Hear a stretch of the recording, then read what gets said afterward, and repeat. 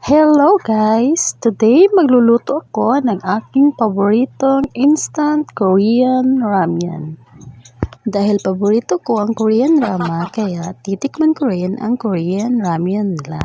2 piraso lang pala ang nabili ko dyan kasi di na kaya sa aking budget. Nagdagdag din ako ng madaming dahon ng Chinese pitsay para mas lalong sumarap. At syempre, hindi mawawala ang itlog dahil paborito ko rin yan. Next ay binuhos ko na ang lahat ng seasonings.